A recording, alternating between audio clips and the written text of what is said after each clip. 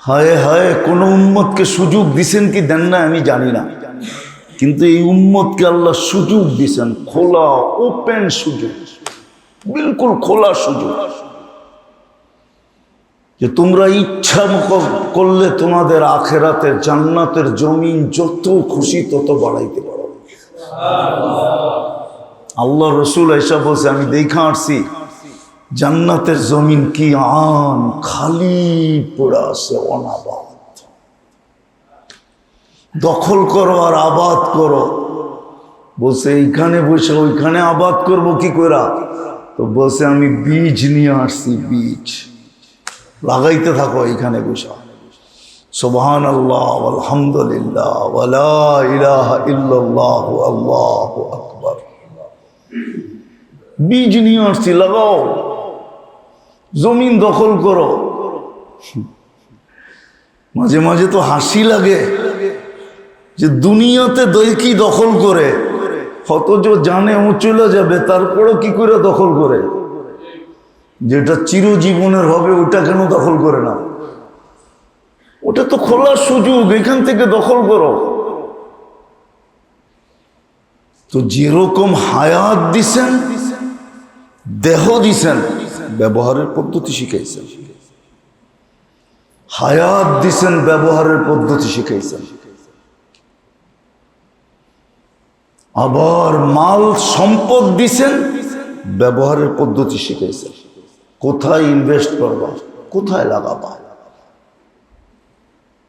কোথায় লাগাবা, কিভাবে লাগাবা, ডিপোজিট কোথায় করবা। বাংলাদেশে শত কোম্পানি আছে, সারাদিন ওদের এজেন্টরা মার্কেটে মার্কেটে ঘুরতে থাকে আর কইতে থাকে আমাদের এখানে ডিপোজিট করো, ঠিক না? না, আপনাদের কারো ডিপোজিট নাই? অনেকেরই আছে, ঠিক না? অনেকেই চক্করে পড়ছে, ঠিক না? না পড়ে নাই? এজেন্টদের চক্করে এই লাভ সেই লাভ, এই সেই, ডিপোজিট করো, ইন্স্যুরেন্স করো, এডো ডিপোজিট, ঠিক না? আল্লাহ সম্পদ দিছে তো ডিপোজিটের পদ্ধতিও শিখাইছে। কোথায় ডিপোজিট করবে, কোথায় ডিপোজিট করবে এই পদ্ধতি শিখাই দিয়েছেন। তুমি ডিপোজিট কোথায় করবে? মনে উঠলো এই জন্য বলতেছি, সিরিয়াতে দামেস্কে বহুত বড় এক আলেম চলে গেছে দুনিয়ার থেকে। দামেস্কের শীর্ষস্থানীয় আলেমদের একজন, আব্দুর রহমান হাফফার তার নাম। হাফফার এই জন্য বলা হইতো, যারা খানদানি গোর খদক ছিল। গোর খদক চিনেন কি? কবর খনন করত, আর সে নিজেও করত। তো সে দুই কবরের অবস্থা দেখা, এক বাড়িরই দুই কবর ছিল, এক ঘরেরই দুই কবর। তো ঘরে যে মহিলা, পুরুষ পায় না, মহিলাকে জিজ্ঞাসা করছে যে তুমি যে দুইজনকে কবর দিলা, এটা কে ছিল? তো বলতেছিল প্রথমটা আমার ছেলে ছিল, দ্বিতীয়টা আমারই ছেলে ছিল। বলছে তুমি কেন জিজ্ঞাসা করতেছো? বলছে এক কাহিনী দেখা আমি তোমাকে জিজ্ঞাসা করতে আসছি। আচ্ছা, প্রথমটা কি করতো? বলতে প্রথমটা মাদ্রাসায় পড়তো, দ্বীনি ইলম হাসিল করতো। বলছে দ্বিতীয়টা? বলছে সে তার বড় ভাই ছিল, তার সমস্ত খরচা সে বহন করত। তো বলছে কবরে এরকম কি দেখলা তুমি? বলছে প্রথমটা যখন কবর দিছিলে তখন আমি বেহুশ হয়ে গেছিলাম কিনা? বলছে হ্যাঁ, তুমি লাশ কবরে নামার পরে বেহুশ হয়ে গেছো। আমরা অনেক কষ্টে তোমাকে হুশে আনছি। বলছে আমি বেহুশ কেন হয়েছি জানো? তার লাশ যখন কবরে রাখছি তো পুরা কবর এরকম নূর দিয়ে ভরে গেছে যে ওই নূর আমি সইতে পারি না, আমি বেহুশ হয়ে গেছি। কিন্তু আমি যখন হুশে আইসা দেখছি তো দেখছি ফেরেশতা লাশটা নিয়ে যাইতেছে সাদরে। বলে দ্বিতীয়টাও ঠিক এরকমই হয়েছে, রাখার সাথে সাথে কবরে নূর দিয়ে ভরে গেছে। কিন্তু প্রথমবার আমি ধাক্কা খায়া ফেলছিলাম, এই জন্য দ্বিতীয়বার আমি নিজেকে সামলায় আনিছিলাম। বললো সে এসে রিজেন দিয়া দিছে, আমগো আজিমপুরও আছে কিছু গোরখদক কবর খননকারী, এরা সরকারি আমলা, এরা সরকারি চাকরি করে, এদের কোয়ার্টার সোয়ার্টার আছে, এদের বেতনও ভালো। সে এসে চাকরি রিজেন দিছে, মাদ্রাসায় চলে গেছে, দামেস্কের সবচেয়ে বড় মাদ্রাসায়। যা বলছে আমি পড়বো। বলছে বেটা বুড়া বয়সে কি পড়বি? বলছে আমি পড়বো। বলছে এই বয়সে তোর শখ জাগলো কেন? মানুষের তো কিছু দেখা শখ জাগে, তোর শখ জাগলো কেন? তো সে তার কাহিনী খুলে বলছে। মাদ্রাসা ভর্তি করাইছে, বুড়া বয়সে হাফেজ হয়েছে, আলেম হয়েছে, আর পুরা দেশের ভিতরে দুনিয়ার ভিতরে শীর্ষস্থানীয় আলেমদের একজন আব্দুর রহমান হাফার। এখনো ইতিহাসের পাতায় তার নাম আছে। শুধু এটা দেখা আল্লাহ সম্পদও দিছেন, তো ডিপোজিট করার রাস্তা বলে দিছেন। আমার লাভের জন্য বলছেন, আমার লাভের জন্য। আল্লাহর কোনো লাভ নাই। দিছেনও আল্লাহ, ব্যবহারও শিখাইছেন আল্লাহ, লাভও হবে আমার। দাতার কোনো লাভ নাই, দাতার কোনো লাভ নাই। হ্যাঁ, এটা লাভ আছে বটে যে আল্লাহর পুঁজি, আল্লাহ মানুষকে বানাইছেনই জান্নাতের জন্য। নাইলে আদম আলাইহিস সালামকে প্রথমে জান্নাতে কেন নিতেন? এটাই প্রমাণ করে যে বানাইছেনই জান্নাতের জন্য। এই মানুষটা এত ওই দিকে গেলে আরো লম্বা হয়ে যাবে। কুদরতি হাতের তৈরি মানুষটা, সৃষ্টির সেরা মানুষটা, যার জন্য সমগ্র সৃষ্টিকে বিসর্জন দিলেন, ওই মানুষটাকে যে উদ্দেশ্যে তৈরি, সেজন্য তিনটার ব্যবহারের দ্বারা ওই উদ্দেশ্যে পৌঁছতে পারে, এটি আল্লাহ। যদিও শব্দটা আল্লাহর জন্য শোভনীয় না, আল্লাহ লাভও নাই, লসও নাই। তো আমাদেরকে যা দিছেন, তো ব্যবহার পদ্ধতিও শিখাইছেন। কেন? ওটাকে গুছানোর জন্য। পিরিয়ড কতটুকু, সময় কতটুকু, অল্প। এত অল্প দিয়ে এত বড়টা পাওয়ার কথা ছিল না। এটা বিবেকে ধরে না, বুদ্ধিতেও আসে না, লজিকেও আসে না যে আপনি মাত্র 30-35 বছর, 60 বছর যদি হয়তো 15 বছর মাফ রয়ে গেল 45 বছর, 45-এর 4 ভাগের 1 ভাগ ঘুম, এটা হিসাবে নাই, মাফ। তাহলে আর থাকলো কত? 30-35 বছর। এতটুক দিয়ে আপনি চিরজীবনের জান্নাত পাবেন। আর এই দুনিয়ার মতো জান্নাত আল্লাহ রসুল দেখা আসছে, যার জন্যই তো সারাদিন কাঁদতেন আর চিৎকার দিতেন, হিমামুনাল আখেরা, হায় আমার উম্মত, সব হারায় ফেলো, আফসোস নাই। আবু বকরের মতো ছালার চট পড়ো, আফসোস নাই। আমার সাহাবাদের মতো তোমাদের পেটে পাথর আসুক, কোনো আফসোস নাই। লা আখশা আলাইকুমুল ফাকরা, দারিদ্রতা নিয়ে আমি তোমাদের উপরে ভয় পাই না, বরং ভয় পাই কি নিয়ে জানো? বুসিতাত আলাইকুমুদ দুনিয়া, একদিন আসবে দুনিয়া তোমাদের উপরে ছড়ায়া যাবে।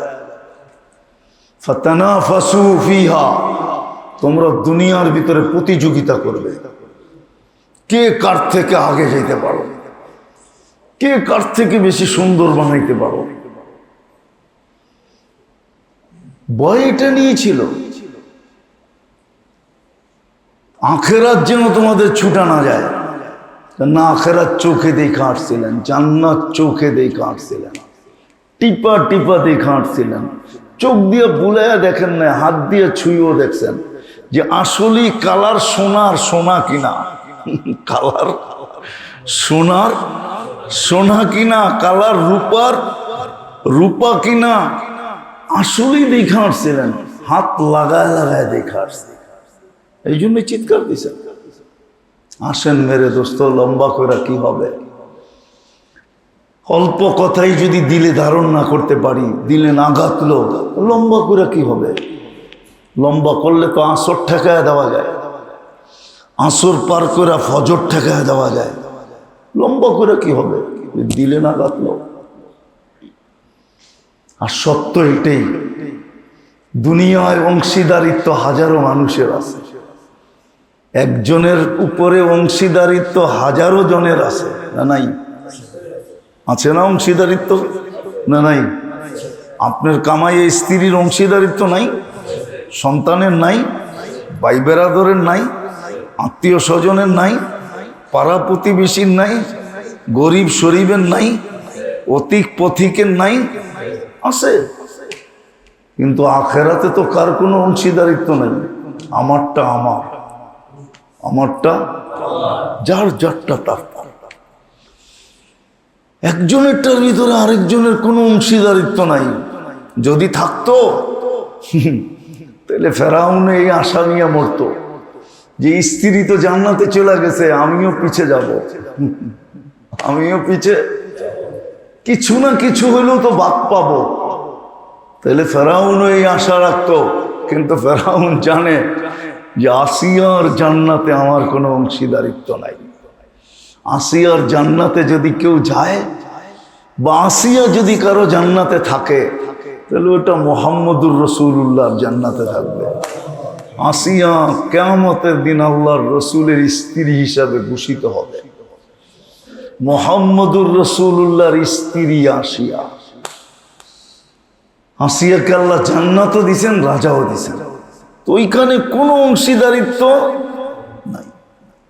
এই জন্য আল্লাহ আমাদেরকে শিখাইছেন, শিখেন, দেহের ব্যবহার শিখেন। হায়, এই উম্মত কো চুটকিতে জান্নাত মিলে, আর এক দৃষ্টিতে আপনি জান্নাত পাইতে পারেন, এক দৃষ্টিতে। বিশ্বাস হয় না? হয় না বিশ্বাস? আমি প্রমাণ দিতেছি।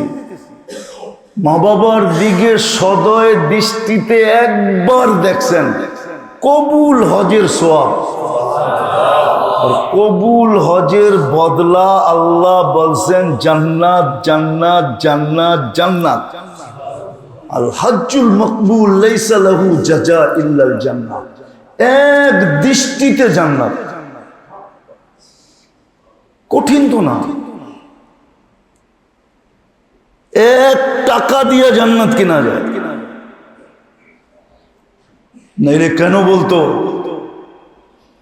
ফুযাইল ইবনে ইয়াজ রাহমাতুল্লাহ আলাইহি কেন বলতেন, লুকমাতুন ফি বাতনিন জায়ে, ক্ষুধার্ত মানুষের মুখে এক লোকমা খানা উঠায়া দেওয়া, খায়রুম মিন বিনাই জামে, জামে মসজিদ বানানোর চেয়ে বড় সওয়াব।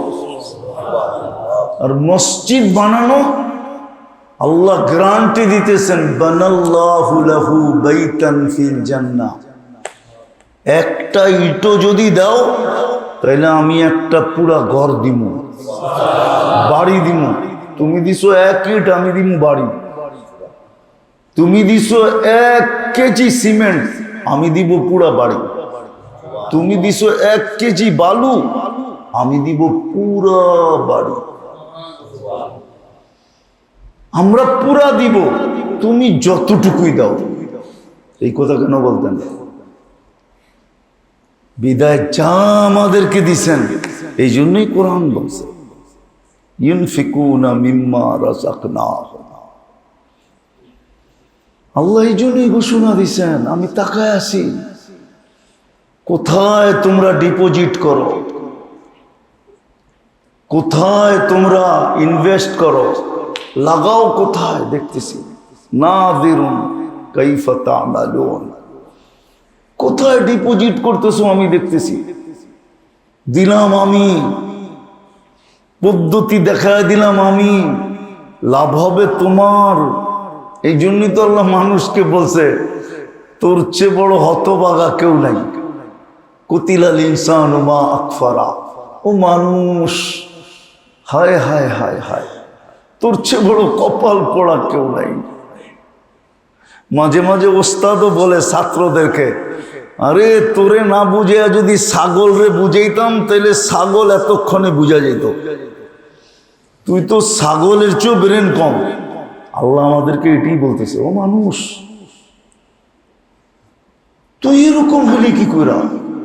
অপদার্থ, অকৃতজ্ঞ, অবুঝ, এতভাবে বুঝাইতেছি আখেরাত বানা।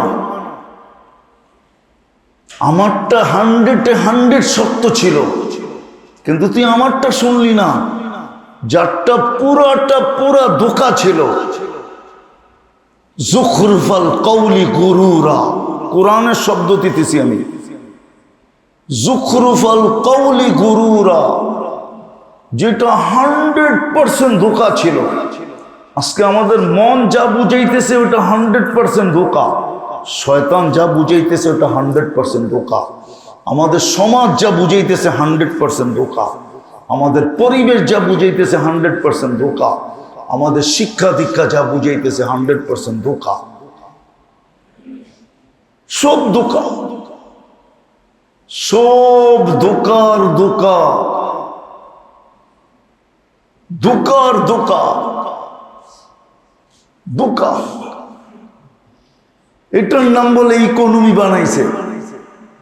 ইকোনমি হইল এটা, 1 টাকা দিয়া 20 টাকা কেমনে উঠতে সিনায় নিবেন, এটার নাম বলে ইকোনমি। এটাই তো ইকোনমি। কি কি কোন না মনে হয় বোঝেন না? সব ধোঁকা। আল্লাহ এটাই বুঝাইতেছে, তুই এত বড় ধোঁকার শিকার হলি কি করে? কতিলাল ইনসান মা আকফারা।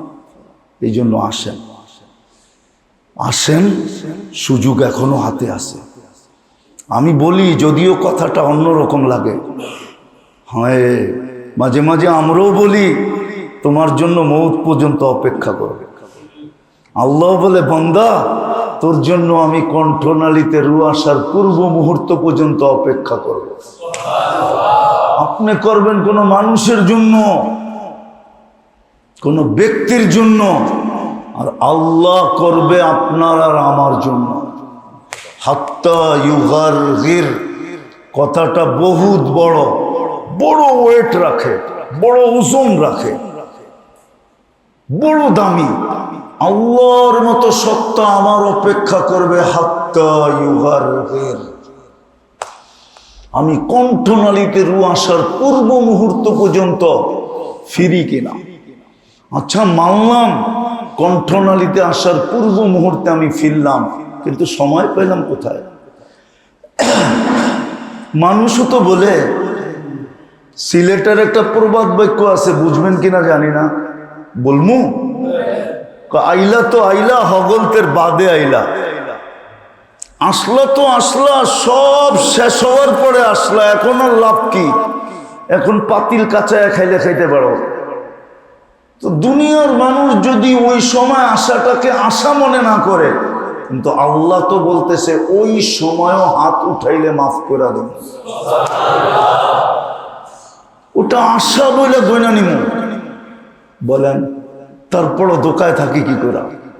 শিখেন, ওলামাদের থেকে শিখেন, তাদের থেকে শিখেন।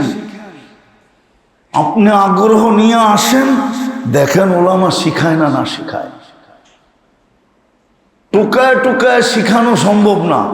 আপনি আগ্রহ নিয়ে আসেন, দেখেন ওলামা শিখায় না না শিখায়, আল্লাহওয়ালারা শিখায় না না শিখায়। এই জন্যই 24 ঘন্টা আল্লাহ সুযোগ আমাদের সামনে উপস্থাপন করতেই থাকেন। এটাও হাদিসে আছে, ইন্না লিরাব্বিকুম ফি আইয়ামি দাহরিকুম লানাফাহাত। তোমাদের এখানে তুফান মাঝে মাঝে আসে, আর আমরা তোমাদেরকে আখেরাতের দিকে আগে বাড়ানোর জন্য, আখেরাত গড়ার জন্য আমরা 24 ঘন্টা তুফান চালাইতেই থাকি। ইন্না লিরাব্বিকুম ফি আইয়ামি দাহরিকুম লানাফাহাত। 24 ঘন্টা আমরা তুফান চালাইতে থাকি, 24 ঘন্টা। নদীতে সব সময় পাল তোলা যায় না। পাল তুলেই যদি নদী চলতো, নৌকা চলতো, তাহলে নৌকার ভিতরে মাল্লা থাকতো না, কি গন, দাঁড় থাকতো না। দাঁড় চিনেন? বৈঠা না, দাঁড়। বৈঠা দিয়ে তো হলো দিক ঠিক করে ডাইনে যাবে না বামে যাবে, কিন্তু দাঁড় হইলো এটারে আগে নিয়ে যাওয়ার জন্য, দাঁড় বাইতে থাকে। নদীতে সবসময় বাতাস থাকে না। আল্লাহ বলে তোমাদেরকে আখেরাত গুছানোর জন্য 24 ঘন্টা আমরা তুফান চালাইতে থাকি। এই জন্য আপনি সময়গুলা পর্যালোচনা করেন, সময়গুলা দেখেন। এক সময় তো রাত্রে এরকম আসে যে আল্লাহ নিজে ডাকতে চলে আসে, আয় না, একটু ঘুমের থেকে ওঠ না, একটু আমার দিকে হাত উঠা না, একটু মুখ দিয়ে বল না আমারে মাফ করে দেন। আল্লাহ তো ডাকতে থাকে এক সময়, প্রত্যেক জায়গায় এরকম চলতে থাকে। এই জন্য আসেন, 24 ঘন্টা সুযোগ দিয়ে রাখছেন। ওই সুযোগের ভিতরেই একটা সুযোগ চলে আসছে আপনাদের সামনে। মাসখানিক আগেও মনে হয় আমি একবার আসছিলাম এখানে। মসজিদ তৈরি হইতেছে নতুন করে, মসজিদও হবে আবার মাদ্রাসাও হবে, 2 সেন্টার একসাথে হবে। দুটেই সেন্টার ছিল, দুটেই একসাথে হইতেছে, মাদ্রাসাও হবে। সহযোগিতার যদি কিছু আপনার লেগা যায়, একটু আগেই শুনাইলাম, আল্লাহ মাঝে মাঝে, সব সময় দেখান না, মাঝে মাঝে দেখায়া মানুষকে বুঝাইয়া দেন। আমি তো নাম সহ বললাম, ইতিহাসের পাতায় খুঁজলে ওই ব্যক্তির নাম পাবেন, আব্দুর রহমান হাফফার। তার এই কাহিনীও পাবেন। নাহলে আমি কাহিনী কোত্থেকে পাইলাম? আমি তো বানাই নাই, আমি ওকে চিনি না। ওর বাড়ি সিরিয়ার রাজধানী দামেস্কে, আর আমার বাড়ি বাংলাদেশে। আমি থাকি ঢাকা, ও থাকে দামেস্কে। ও তো মারা গেছে, হাজারো বছর হয়ে গেছে। আমি কোত্থেকে পাইলাম ইতিহাসের পাতায় না থাকলে? এই জন্য সুযোগ চলে আসছে। আলহামদুলিল্লাহ, আপনাদের সহযোগিতায় এক ছাদ হয়ে গেছে, আরো উপরের দিকে বাকি। সুযোগ যখন আসছে তো আল্লাহর হুকুম, আলা ফাতাআররাযুলা। এরকম সুযোগ যদি পাও তাহলে তোমাকে সবার আগে বাড়ায় দিও, যতটুক দিয়ে পারো অতটুক দিয়ে বাড়ায় দিও। আমাদের বেশি কিছু লাগবে না, শুধু 10 টন রড লাগবে, 500 সিমেন্টের বস্তা লাগবে, লাল বালু লাগবে 2 গাড়ি 1500 ফুট, ইট লাগবে 20,000। এটা হলো দোতলার হিসাব। যদি মনে চায় যে আমি একটা ডিপোজিট খুলে যেতে চাই, যদি কালকে না পাইলেন তো আমরা প্রস্তুত আছি জবাব দেওয়ার জন্য। ইনশাআল্লাহ গেলে দেখা হবে, আশা রাখি। যদি আল্লাহ পৌঁছে দিল তো দেখা হবে। ওই দিন গলায় রশি লাগাইতে পারবেন যে খুব শুনাইছিল তো বটে, ডিপোজিটও তো করে আসলাম বটে, কিন্তু ডিপোজিট কোথায়? ওই দিন আমরা ধরা দেওয়ার জন্য প্রস্তুত আছি। বলেন কে আছে যে হিম্মত করে প্রথমে বলবে 10 টন রড লাগবে? বলেন কেউ কি আছে যে আমি 1 টন দিব?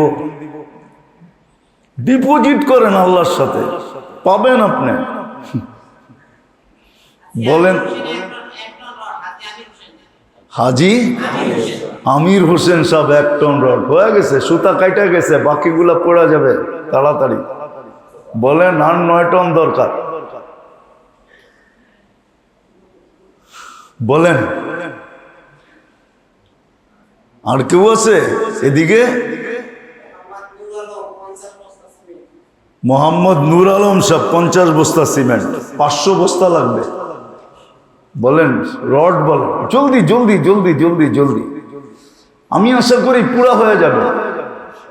এখানে চেহারা যা আছে পুরো হয়ে যাবে। আজকে কিন্তু এই বেচা কিনি আমার সাথে না, আপনাদের এই ডিপোজিট আমার সাথে না, স্বয়ং আল্লাহর সাথে হইতেছে। ডিপোজিট আল্লাহর সাথে, আমার সাথে না। আমি তো শুধু রাস্তা দেখায় দিলাম। বলেন কে মনের থেকে ডিপোজিট করবে আল্লাহর সাথে? এখানে একটা অপশনও আছে, আপনি দায়িত্ব নিতে পারেন যে আমি 1 টনের দায়িত্ব নিলাম, কিভাবে আমি ম্যানেজ করব এটা আমার ব্যাপার। আত্মীয়র থেকে, স্বজন থেকে, বন্ধু থেকে, বান্ধব থেকে আমি এটাকে ম্যানেজ করে এখানে পৌঁছায় দিব। এটাকে বলে দায়িত্ব নেওয়া। আপনি দায়িত্বও নিতে পারেন।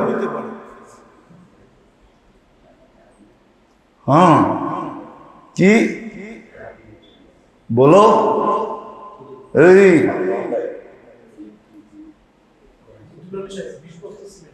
হাজি দুলাল সাহেব 20 বস্তা সিমেন্ট দিবে। বলেন বলেন, জলদি বলেন, বলদি। আপনি দায়িত্বও নিতে পারেন।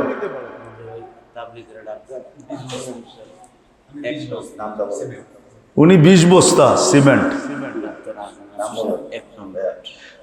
ডাক্তার সাহেব 1 টন রড দিবে, আহসান হাবিব 2 টন হয়ে গেল, 2 টন হয়ে গেল। আমাদের এক ভাই আছে হাজি সুলতান সাহেব, সবুজ হলুদ মসজিদ, ওই যে মৌলানা হাজি সুলতান সাহেব হলুদ মসজিদ, উনি 1 লাখ টাকা দিবে। আল্লাহ কবুল করো। আরো বলি, জলদি পুরা হইতে হবে। 2 টন রড হয়ে গেছে, 3 টনই হয়ে গেছে, 1 লাখ টাকা ওইখানে আছে। আর মাত্র আমাদের 60 টন দরকার। বলেন দেখি আর কে কে দায়িত্ব নিবেন? যে আমি দায়িত্ব নিলাম 1 টনের। সাধারণ মানুষও নিতে পারে, ব্যবস্থা করে দিল। আদাল্লু আলাল খায়রি কাফাইলিহি, এই উম্মতের জন্য সুযোগ আছে। আপনি কালেক্ট করে দিবেন, কালেকশন করে দিবেন, সমপরিমাণ সওয়াব পাবেন। আপনি জানেন যে আমি 10 জনকে বললে হয়ে যাবে, আপনি দায়িত্ব নিয়ে নেন 1 টনের, যে আমি 10 জনকে বইলা করে দিব, আর 60 টনের দরকার। বলেন বলেন, জলদি জলদি জলদি জলদি। আপনারা বলে দিলেই কিন্তু হয়ে যায়। 5 বস্তা 10 বস্তা সিমেন্ট মার জন্য, বাবার জন্য। সুযোগ তো আছে, একটা ইট দেওয়া যায়, 1 কেজি সিমেন্ট দেওয়া যায়, 1 কেজি বালু দেওয়া যায়। এই উম্মতের জন্য সুযোগ আছে। আল্লাহ বিন্দু কবুল করেন, নাইলে কেন বলতেন ওমাইয়া আমাল মিসকালা যাররাতিন খায়রান ইয়ারা, তোমার বিন্দুরও আমরা বদলা দিব। হাদিসে আছে, কিতাবে আছে, নাইলে বলার কোনো সুযোগ হতো না। মুসা আলাইহিস সালামকে যখন আল্লাহ বলছিলেন ইযহাব ইলা ফিরআউনা ইন্নাহু তাগা ফাকুলা লাহু কাওলান লাইয়িনান লাআল্লাহু ইয়াখশা, যাও 2 ভাই মিলা ফেরাউনকে আমার দিকে ডাকো। তো বলছে আল্লাহ যাব তো বটে, অনেকগুলো কথা বলছেন, দাবি, সব দাবিগুলো আল্লাহ পূরণ করছেন আগে। সব দাবিগুলা, অনেকগুলো দাবি রাখছেন, সবগুলো আল্লাহ আগে পুরা করছেন। যখন দাবি পুরা শেষ, এখন মুসা আলাইহিস সালাম বলতেছে আমারে ক্যাশ কি দিবেন? আমি যে ডাকবো কথার বদলায় কি দিবেন? তো বলছে লিকুল্লি কালিমাতিন লাকা আজরু সানা, প্রত্যেক কথার বদলায় 1 বৎসরের সওয়াব দিব। আপনি যদি ডেলি 10 জনকে 10 বার বলেন ভাই নামাজটা পড়িস, তাহলে আপনি 10 বৎসরের সওয়াব পেলেন। শুধু এতটুক বলছেন ভাই 5 ওয়াক্ত নামাজটা পড়িস, প্রত্যেক কথার বদলে 1 বৎসরের সওয়াব। এরকম প্রত্যেক অঙ্গেরটা দেখানো যায়। হায়াত দিছেন, হায়াতের ব্যবহার শিখাইছেন। সবচেয়ে বেশি সময় তুমি কোথায় দিবে? সবচেয়ে বেশি সময় আমরা বাজারে দিই, কি বাজারই তো, অফিসেই তো, আদালতেই তো, ক্ষেত খামারেই তো, হাট বাজারেই তো, দোকান পাটেই তো সবচেয়ে বেশি সময় আমরা বাইরে দিই। হায়াত দিছেন তো শিখাইছেন কোথায় বেশি দিবা, কোন জায়গায় বেশি দিবা। এখন আমরা ভাবি যত বাজারে দিমু তত বান্ডেল বাড়বে, ঠিক না? বান্ডেল আছে বরকত নাই, বান্ডেল আছে, বান্ডেল আছে, বান্ডেল আছে, বরকত নাই। বান্ডেল আছে বরকত নাই, বান্ডেল আছে বরকত নাই। আমি আপনাদের এই এলাকায় প্রমাণ দিতে পারবো। আমি যখন আসছিলাম, আমি তো 98-99 দিকে এই এলাকায় শুরু আমার জুমা পড়ানো। ওই সময় আমার মনে আছে একজন আমাকে বলছিল যে এই 4 কাঠা জমিন মাত্র 40 লাখ টাকা। কত কত? বুঝা গেল 40 লাখের বরকতে মিলতো কত কত কত? এখন 1 কাঠার দাম 3 কোটি টাকা ওই জমিনেই। তাহলে ওই 10 লাখে যেই বরকত ছিল, এখন 10 লাখের বরকত আয়া দাঁড়াইছে কোথায়? কি 3 কোটির ভিতরে বরকত আছে মাত্র 10 লাখ টাকা। তাহলে লাখের দাম বেশি ছিল না কোটির দাম বেশি? নাম হলো বরকত। বান্ডেল আছে বরকত নাই, বান্ডেল আছে বরকত নাই। আল্লাহ হায়াত দিছেন, ব্যবহারের পদ্ধতি শিখাইছেন যে কিভাবে ব্যবহার করবে। হায়াতকে লাগাবে কোথায়, সময় বেশি দিবে কোথায়? সময় বেশি দিবে কোথায়? সময় বেশি দিবে কোথায়? হায়াত কোথায় বেশি লাগাবে? চেষ্টা করছেন উলামায়ে কেরাম। ইমাম গজালি কিতাব লেখছেন জীবন কোথায় লাগাবে। সাহাবা আইনা কাদাও হায়াতাহুম, কিতাবেরই নাম। সাহাবা জীবন কোথায় লাগাইছে আমরা শিখি নাই, জীবন কোথায় লাগাইছে। আচ্ছা মানলাম হাটে লাগায়, শিখে নেয় যে হাটে কিভাবে লাগাইলে হাট হবে না। কেননা হাটের কথাও তো লেখা আছে, হাটে তো ব্যবসায়ীরাই লাগায়, ঠিক না? কি মার্কেট সার্কেট দোকানপাট ব্যবসায়ীরাই তো লাগায়। লেখা আছে ব্যবসার ভিতরে কিভাবে লাগাইলে নবীদের সাথে কিয়ামতের দিন উঠা যাবে।